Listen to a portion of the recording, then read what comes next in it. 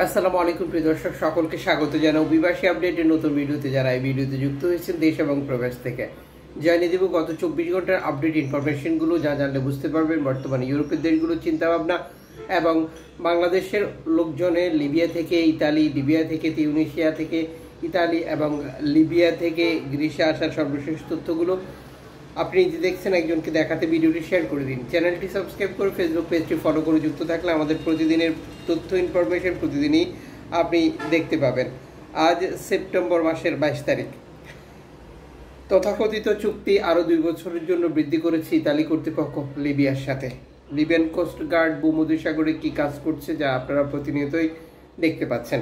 ইতালির এই চুক্তির ফলাফল এনজিও সংস্থাগুলো আরও বেশি দর্শন, হত্যা, নির্যাতন বৃদ্ধি পাবে বলে তাদের মত প্রকাশ করেছে। এনজিও সংস্থাগুলো একসাথে তীব্র প্রতিবাদ জানিয়েছে ইতালির এই চুক্তির জন্য। এরই মধ্যে আপনারা অবগত রয়েছেন যে লিবিয়া ইতালি চুক্তির নামে প্রতিনিয়ত রেকর্ড সংখ্যক শরণার্থীর উপর নির্যাতন চালিয়ে যাচ্ছে লিবিয়ান কোস্ট গার্ড, যেটি স্থলে এবং সাগরে আন্তর্জাতিক সমুদ্র সীমানা কোনোখানে তাদের এই বিচরণ কম নেই, বৃদ্ধি পাচ্ছে। এনজিও সংস্থা টোটালমার মাইক্রোব্লগিং সাইট এক্সে দেওয়া বার্তায় নিশ্চিত করেছে তাদের উদ্ধারকৃত অভিবাসীদেরকে ল্যাম্পোদোসা হটস্পটে নামিয়ে আবারও শরণার্থী উদ্ধার করার জন্য তারা ভূমধ্যসাগরে ফিরে এসেছে।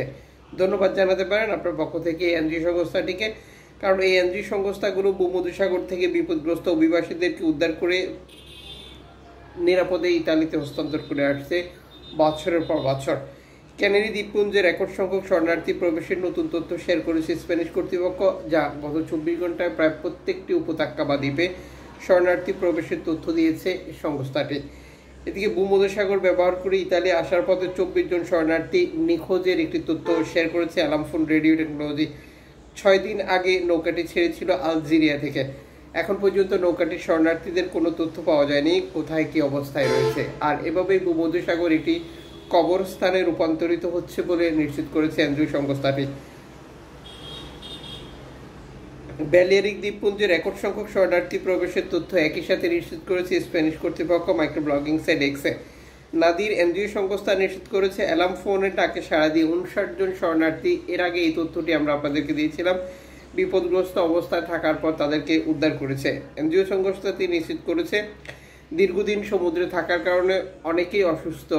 বর্তমান পরিস্থিতিতে সবাই শিপে রয়েছে, সবাইকে নিরাপদে ইতালিতে হস্তান্তর করা হবে ইতালি কর্তৃপক্ষের সিদ্ধান্ত অনুযায়ী। তবে তারা আশা করে যে ইতালি কর্তৃপক্ষ কাছের একটি বন্দর নির্ধারণ করে দেবে, যেখানে তারা নিরাপদে এই অভিবাসীদেরকে হস্তান্তর করতে পারবে। এদিকে এজিয়ান বোর্ড রিপোর্টের এক প্রতিবেদনে গ্রিসের উপত্যকা দ্বীপগুলোতে রেকর্ড সংখ্যক শরণার্থী প্রবেশের নতুন একটি তথ্য দিয়েছে তারা, যেটা তুরস্ক ব্যবহার করে তারা প্রবেশ করেছিল। অভিবাসীদেরকে উদ্ধার করার জন্য একটি সাহায্য বার্তা পাঠিয়েছে তারা, যেহেতু তাদের পানি, মেডিসিন সহ আরও নানান উপকরণ শেষ হয়ে গেছে দীর্ঘ সময় থাকার কারণে।